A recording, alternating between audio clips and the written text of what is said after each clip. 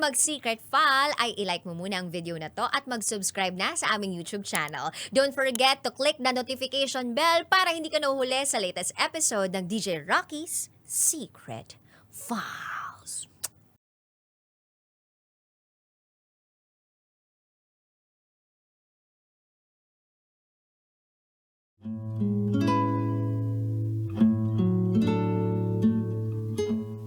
And now, it's time for DJ Rocky's Secret Files.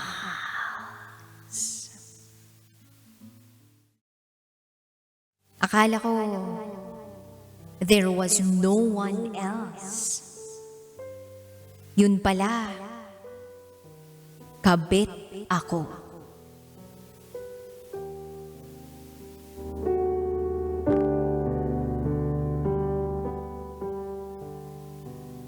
Hi DJ Rocky.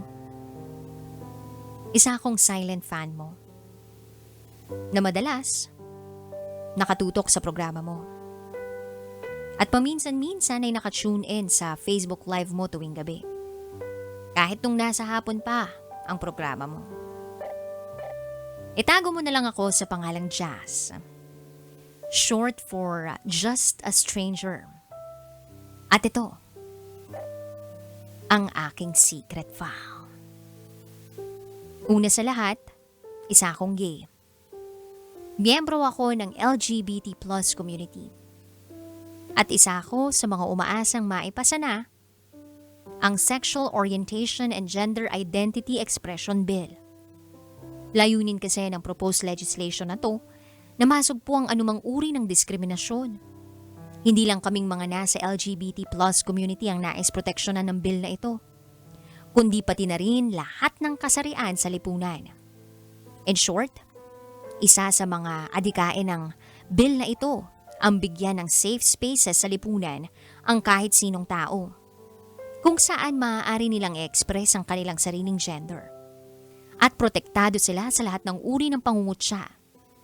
Pangarap ko na balang araw, lahat ng eskwelahan, business establishment, pampublikong lugar at maging sa kahit saang bahagi ng Pilipinas, lahat ng ito ay ligtas at hindi pagmumulan o pagdudulutan ng kahit anong krimen o paglabag sa karapatang pantao ni numan.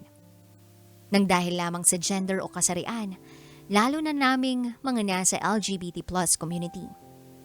Nabanggit ko ito, DJ Rocky, dahil hanggang ngayon, hindi pa rin completely nawawala ang pangamba ko for my safety and security as a gay person.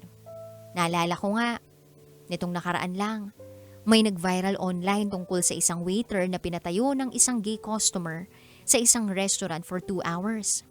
Kasi nga nagkamali ito na ginamit na terminology sa pagtawag sa kanya, na instead of ma'am, sir ang naitawag sa kanya.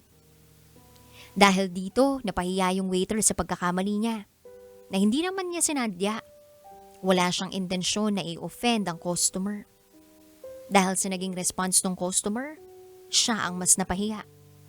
Nabash siya ng netizens sa naging behavior niya towards the waiter. Alam ko namang it is her right to defend her gender identity, pero sana, not at the expense of the pride and dignity ng ibang tao. Nagsorry naman daw sa kanyang waiter eh. Sana hindi na lang niya pinalaki. Ayun tuloy, lumawak ang issue. Lumala. At nagkaroon ng kaliwat kanan na bashing. Ay, take note. Hindi ko kinakampihan ng customer ha. Naawa ako dun sa waiter. Dahil hindi niya deserve yung ganong treatment. At buti na nga lang apologetic pa yung waiter dun sa customer. Kasi honestly, kung sa ibang lugar yon, baka lalong binasus pa yung customer for asserting her gender identity. Baka pinagkaisahan pa ang ibang katulad niya in another situation. Sa lipunan natin, hindi pa rin tanggap ng buo ang mga katulad namin. Madalas pa rin kaming mabastos. And that's the reality. At sana, sa mga ganitong usapan, mas maging aware ang karamihan. Kasi hindi naman lahat ng katulad kong bading, ganun ang pag-uugali. In fact, Gusto lang naming ipaglaban ang karapatan namin. And actually kasama sa mga ipinaglalaban namin, ang karapatang magmahal at mahalin ng tunay. Ang magmahal at mahalin ng buo. Ang magmahal at mahalin na hindi hinuhusgahan ng lipunan. Higit sa lahat, karapatan din naming tratuhin equally like other genders. Pantay-pantay. Kung medyo napahabang litanya ko sa umpisa ng sulat ko sa iyo, DJ Rocky, pasensya na. Sobrang frustrating lang kasi para sa akin on a personal level na hindi ko maranasan how to be loved by someone na hindi namin inililihim sa ibang relasyon namin. Medyo masakit for me na nasa isang situationship ngayon with someone, with a guy. Itago natin siya sa pangalang Clark. Nakilala ko si Clark as an employee na naka-assign sa ibang department sa kumpanya namin. Sa unang tingin ko pa lang kay Clark, aaminin ko type ko na agad siya. Matangkad, may balbas, medyo kulot ang buhok, may pagka-dad bod. Hindi yung may abs na type kundi medyo may pagka-chubby, which is by the way my preference. Nahahagkan kasi, lalo na sa tummy part. Alam ko medyo cringy ang description ko sa kanya, but that's who he is. That is the kind of guy Clark is. And he is my kind of guy. We started as friends.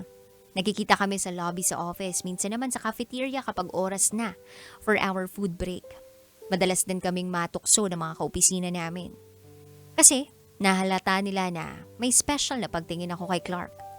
Ganun din siya sa akin, I feel it. Nare-reciprocate niya yung good vibes na ipinadadama ko sa kanya. Kahit sa ganitong paraan lang, I feel at ease with him already.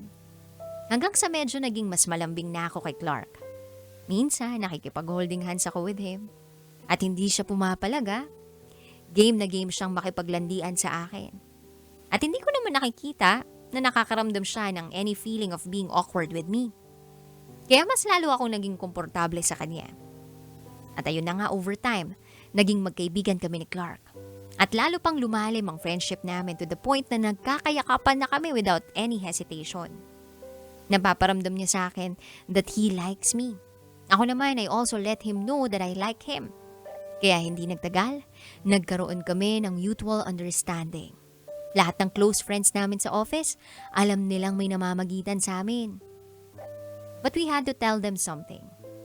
Kinailangan naming pakiusapan sila na hindi pagkalat ang MU na namamagitan sa amin ni Clark. Yes, there is something special between us, pero ayaw namin sanang ipangalandakan ito sa opisina. Nakiusap kami na i-avoid ang tuksuhin kami dalawa ni Clark in front of other people na hindi nakakaalam sa MU namin. And being our friends, naintindihan naman nila. In fairness sa mga kaibigan namin, compliant naman sila. Payag sila at nauunawaan naman nila kami. Isang araw na imbitahan ako ni Clark na dumalaw sa kondo niya. Pagpasok ko sa kondo niya, napansin kong malinis ang lugar niya, maaliwalas at well-maintained. Habang pinagmamasdan ko ang kondo niya, nakita ko rin ang mga litrato ng pamilya niya. Ang parents niya, mga kapatid niya, grandparents niya from both sides. Mga pinsan niya, pati na rin yung close friends niya sa high school and college. Lahat ng litrato, proudly displayed. Nang maobserbahan niya akong nakatingin sa lahat ng litrato sa kondo niya, ikinuwento niya kung kailan at saan ito lahat kinuha.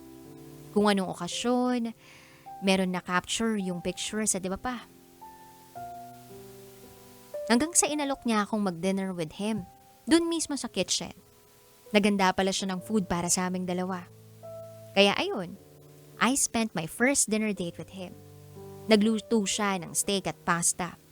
Parehas masarap. At hindi ako makapaniwala na kayang-kayang gayahin ni Clark yung style ng food sa mga high-end restaurant. Nakaka-admire ang cooking skills ni Clark. At aaminin ko, lalo ko siyang nagustuhan sa pagtrato niya sa akin nung gabing yun. I feel like he was treating me like a real princess. Matagal ko na rin kasing kinikrave ang tratuhin ng ganito ng isang lalaki, ng isang tunay na gentleman. Bagay na napakahirap ng hanapin ng isang gay na katulad ko sa ibang lalaki. From there, Clark gained my genuine admiration. After naming mag-dinner, niyaya niya ako na manood ng movie together sa Netflix. Doon lang kami sa living room. Ako ang pumili ng film na panonoorin. I chose a fairly decent movie na may enjoy namin parehas. Kung kaya't ipinaghanda ako ni Clark ng chips and soda sa panonood namin ng movie. We spent those moments together happily and blissfully.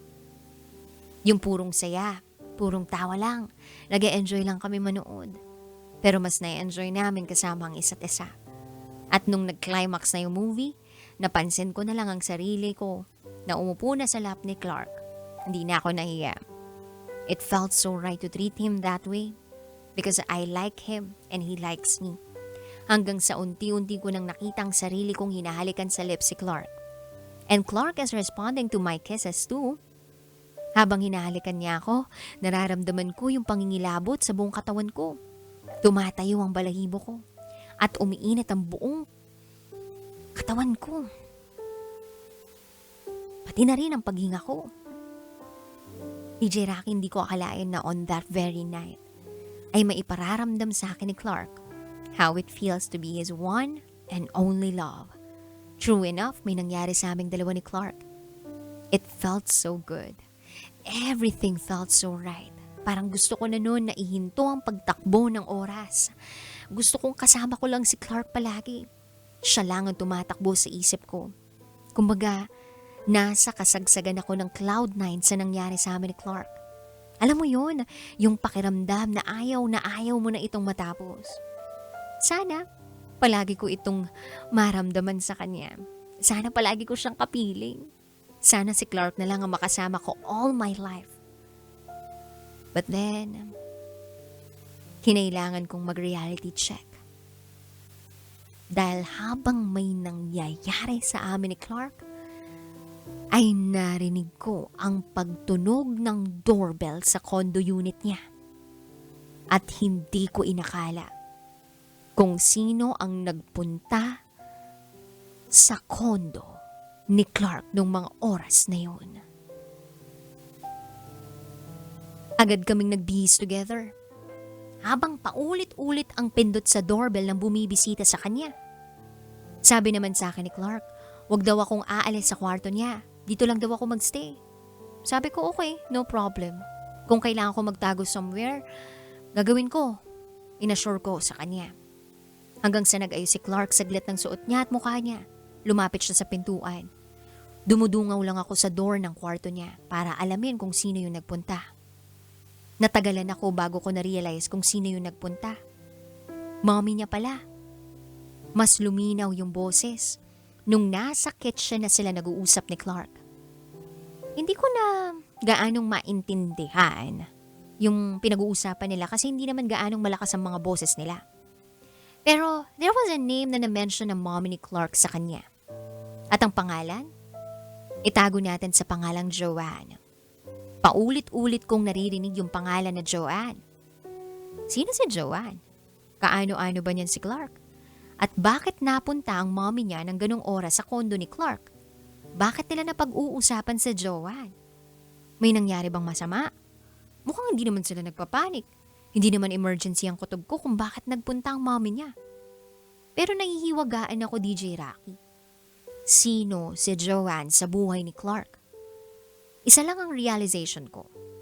Kailangan kong malaman mamaya mismo kay Clark kung sino si Joanne. Hindi nagtagal, mga 15 minutes ang lumipas, nakaalis na ng kondo ang mommy ni Clark. Pagkatapos, agad naman akong pinuntahan ni Clark sa kwarto. Sabi niya, mommy niya ang nagpunta. Sumaglit lang sa kondo.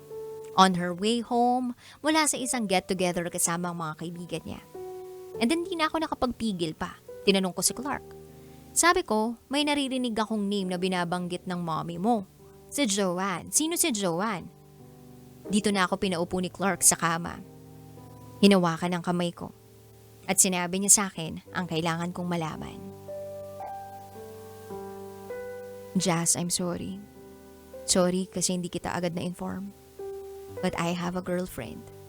Her name is Joanne.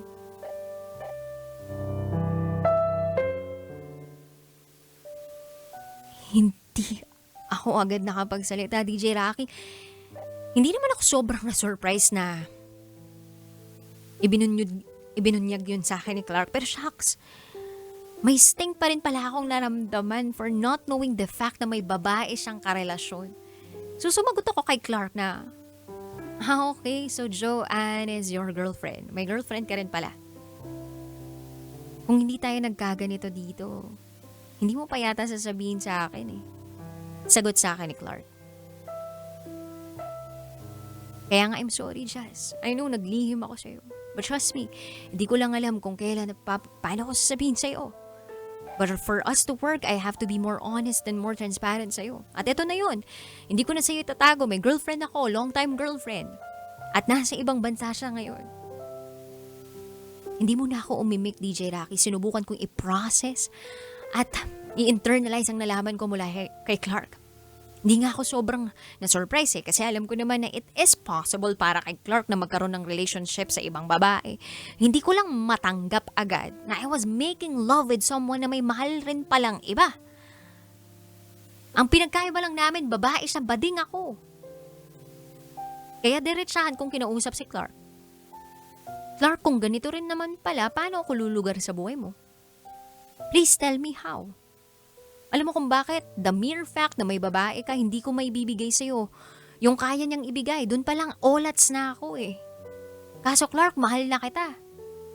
But please help me understand, how will I fit into your life? Paano ako lulugar?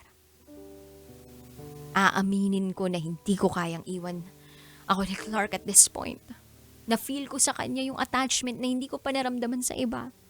Siguro emotional attachment to or magical na connection with him. Basta, ewan, hindi ko kayang iwan ni Clark o hindi ko kayang maiwan ni Clark. Siyang hinahanap-hanap ko, siyang kailangan ko, siyang mahal ko. But now, eto ang realidad, may girlfriend siya. Then biglang sumagot sa akin si Clark at sabi niya, Jazz, mahal din naman kita eh. And you fill my life with joy in ways na hindi kayang mapuno ng relasyon namin ni Joanne. Sa pagsasama namin ni Joanne, I feel happy naman but not that happy. Pero kapag kasama kita, sa'yo ko nararamdaman yung pagmamahal, yung happiness na feel kong deserve na deserve ko. At hindi yun naibibigay ni Joanne. Ikaw lang nagmahal sa akin ng ganito, ikaw lang believe me. At sumagot ako kay Clark. Clark, alam mo naman kung anong meron kay Joanne. Na kahit kailan hindi ako magkakaroon, but I need an assurance from you, an assurance of your love. Honestly, hindi ko na alam ang iisipin. Bigla ako naguluhan, as in gumulo ngayon yung isip ko. Help me with this. And then after I said those words, naiyak na lang ako. I felt defeated. Akala ko talaga there was no one else. Yung pala kabit ako. At kahit mahal ako ni Clark for who I am, hindi ko makontest yung katotohanan na magmamahal din siya ng ibang tunay na babae o ng isang tunay na babae. Na yung babaeng mamahalin niya, yung kaya siyang bigyan ng isang buong pamilya, ng mga anak, ng isang buong tahanan, yung tahanan na kahit ilang beses kaming mag-make love ni Clark, hindi ko yun maibibigay sa kanya. Yan yung bumabagabag sa akin, DJ Rocky, and honestly, hindi ko talaga alam how to cope up with the real score sa amin ni Clark. Kaya ang sabi sa akin ni Clark, let's keep this between ourselves for now, Jazz. I promise din na hindi to malalaman ni Joanne. I won't tell her what is going on between the two of us. Nangakong sa akin si Clark na itutuloy namin ang kung anumang meron kami for now. Yun yung keywords dun sa sinabi niya, for now. Ibig sabihin walang assurance na magtatagal sa namamagitan sa amin ni Clark. Na anytime he can dispose our relationship in favor dun sa relasyon nila ni Joanne. Natakot ako sa posibleng mangyari. Nangihinayang. I already know for a fact na hindi ako ang nag-iisa sa puso niya. Is it because I'm gay? Maybe. Sabi ko sa sarili ko hanggat tanggap ako ni Clark at hanggat hindi kami nanlalamig sa isa't isa, hanggat hindi nalalaman ni Joanne ang namamagitan sa amin, wala akong dapat ipangamba. And up to now, patuloy pa rin kami nagkikita ni Clark. Kaso mas patago na. Sumusugal ako sa relasyon namin ni Clark. Lumalabas, top secret na ang relasyon namin. Kapag nagtatanong ako sa mga katrabaho ko kung alam nila may girlfriend si Clark, ang sagot lang nila, ako lang ang alam nilang karelasyon. No other woman. So ang interpretation ko dun, hindi nila alam ang tungkol kay Joanne, na siyang tunay na girlfriend ni Clark. At maging ako, nagtataka na rin kung nakarating na kay Joanne ang tungkol sa amin ni Clark. Sa ngayon, wala pa namang nagme-message sa akin. Wala pa. But what if dumating yung time na magkabistuhan na kami? What if malaman na ni Joanne na ang boyfriend niya ay may kabit? May kabit na bading. Natanggap ko ng kabit ako ni Clark. At alam ko namang mali. Na dapat nung nalaman kong may girlfriend siya, ora mismo nakipag-iwalay na ako. Pero siya nga lang ako eh. Alam ko nang dehado ako, hindi pa rin ako bumibitaw. Ayaw ko nga mawalay sa kanya. But honestly, I still long for the day na ako ang pipiliin ni Clark. I may sound selfish. But what if kaya pa naman? What if kaya pa talaga? What if lang naman? Gulong-gulo na ako. I'm on the verge of letting Clark go. Kasi I know it was never right for us na maging ganito. Pagod na rin akong makipagtaguan ng relasyon. At ayoko na rin paabutin sa punto na kailangan kong mag-quit sa trabaho dahil pag nagkataong malaman ito ng mga tao na nasa labas ng circle of friends namin, baka gawan pa kami ng malalang issue. May hirapan naman ako makahanap ng matinong trabaho if the company decides to fire me for what happened. I really feel lost. Hindi ko alam. Siguro kailangan ko ng konting push para i-let go si Clark kahit alam kong masakit. Alang-alang sa kung ano ang tama. I guess I need your advice, DJ Rocky. Please help me realize the things na kailangang tumatak sa utak ko at sa puso ko. I know that in few weeks time uuwi na si Joanne sa Pilipinas to reunite with Clark. At tuluyan na kaming hindi pwedeng magkita at magsama sa kondo niya. Gusto ko nang ituwid ang mga kailangang ituwid. I hope you can help me decide. Hanggang dito na lang muna. Thank you sa pagpayag na mai-ere sa radyo ang kwento ko. Muli, ako si Jazz. At ito, ang aking secret file.